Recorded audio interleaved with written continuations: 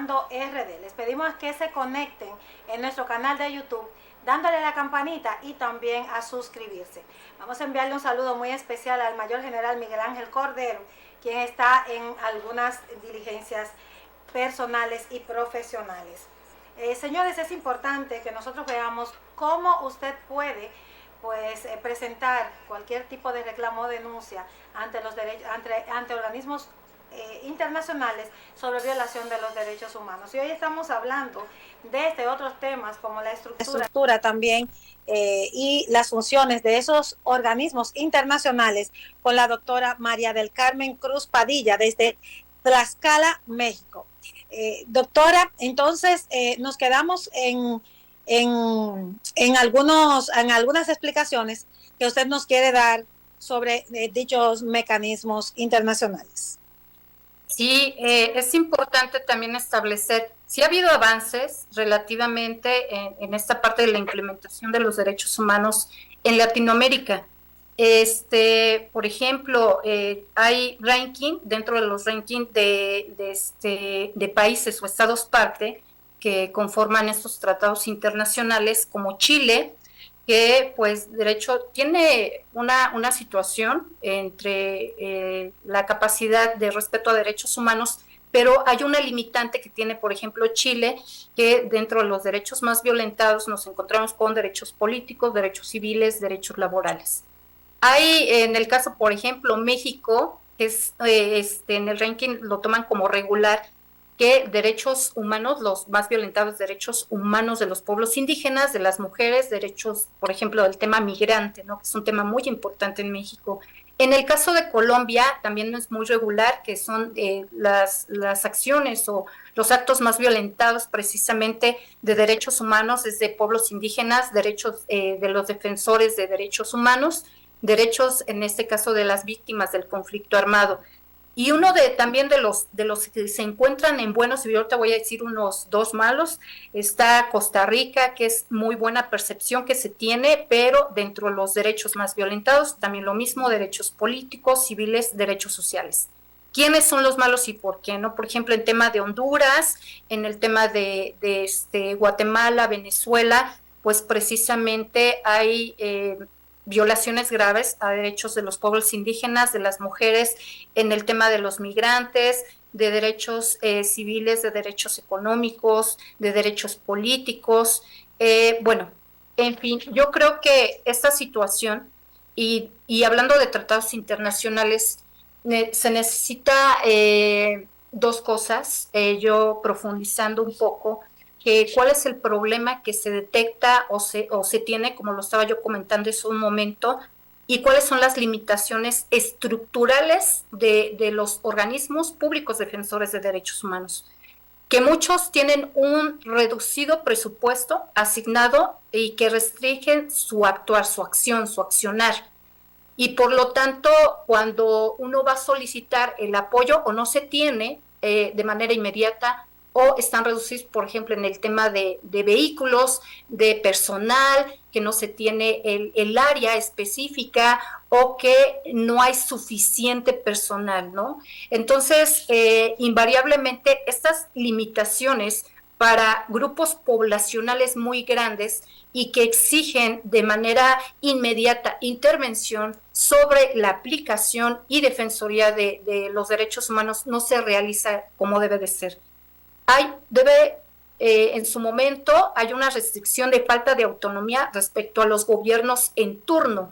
Hay gobiernos que en su momento limitan la capacidad de ese organismo para poder defender los derechos humanos. Y recordemos que los derechos humanos en su momento pues son no vinculatorios, eso es lo que ya se hablaba, ¿no? Hay organismos jurisdiccionales y no jurisdiccionales.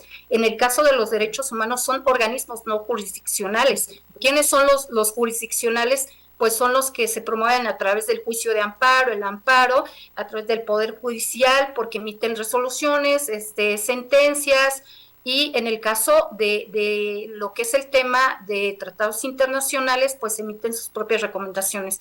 Pero vuelvo a lo mismo, este tema engloba demasiados derechos, y efectivamente son derechos que para nosotros son muy importantes. Eh, este tema fue desde una adopción de la Declaración Universal de los Derechos Humanos, y contiene libertades y derechos fundamentales en cada uno de los países que han adoptado precisamente estos tratados y que se han aplicado directamente a lo que es las leyes internacionales. Ya se han creado, gracias a esta participación de los estados parte, 60 instrumentos muy importantes que sirven como un marco jurídico internacional, sí, precisamente, y evidentemente la parte central de todo esto es la Asamblea General. Nosotros pertenecemos a la Organización de Estados Americanos, que es la OEA, ¿no? Principalmente, y creo que es un trabajo muy arduo el que se va a tener que estar haciendo. Pero ¿de quién depende? De los gobiernos, y los gobiernos son poder ejecutivo, legislativo y judicial, armonización principalmente en la legislación interna, con tratados internacionales, dar capacitación, mejores presupuestos. Bueno, es un tema muy loable y muy importante que yo considero que es necesario. Pero a mí lo que más me duele, me interesa, es que en lo que hacen este procedimiento, en cuanto observan si se es de aplicación, el tiempo, en ese tiempo ya hay más vulneraciones a derechos humanos. Yo mi pregunta es, ¿cuál es el compromiso luego entonces de que un Estado parte esté incluido en los tratados internacionales si sigue violentando derechos humanos? Y número dos, ¿cuál es la capacidad que se tiene a nivel internacional para poder darle admisión a un asunto de carácter nacional que se lleve a lo internacional y para poder resolver de manera inmediata, porque así digo, no puedo decir otra cosa, pero tarda mucho tiempo? Entonces ellos dicen, es que son muchos los estados parte y son muchas las violaciones y por lo tanto hay que esperar para que se pueda atender ese caso. Y luego entonces, ¿qué va a pasar?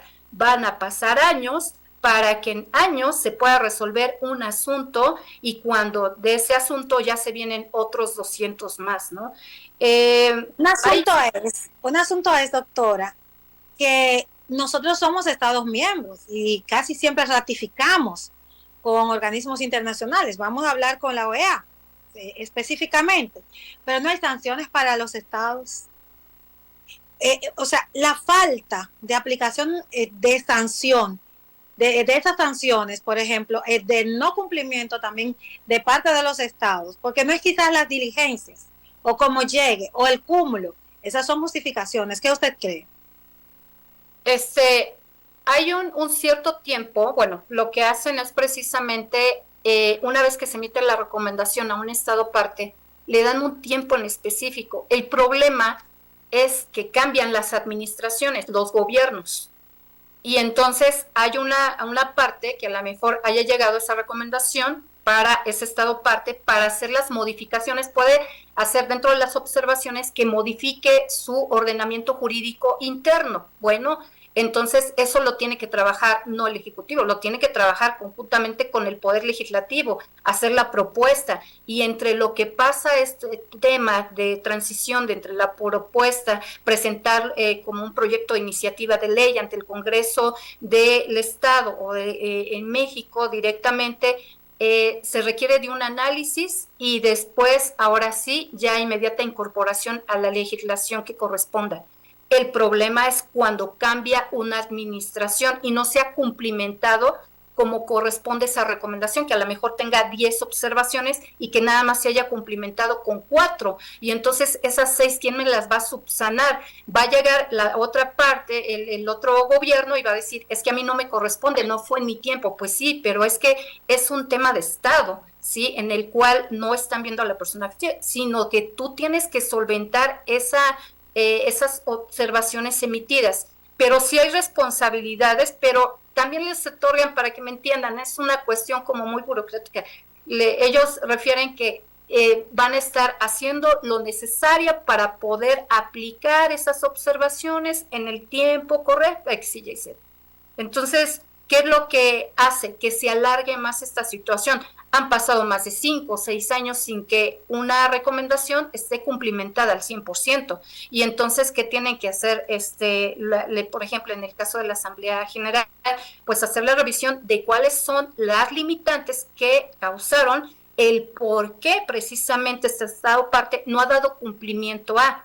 Y entonces sí se hacen los requerimientos necesarios.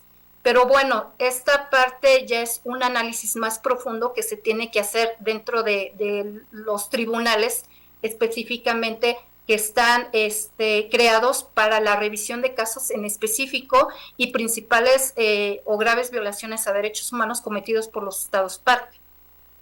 Muchísimas gracias, la doctora María del Carmen Cruz Padilla, desde Tlaxcala. Ya me aprendí el nombre, México, quien nos emitió una brillante ponencia, brillantísima, y vamos a invitarla para que nos acompañe en una próxima entrega. Ya coordinaremos otra entrevista, invitándolos a ustedes a que se suscriban en el canal de YouTube Aportando RD y puedan pues disfrutar de estos contenidos y conocimientos de nuestros invitados.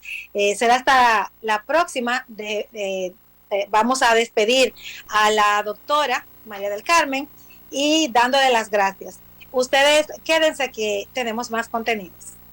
Muchas gracias, doctora.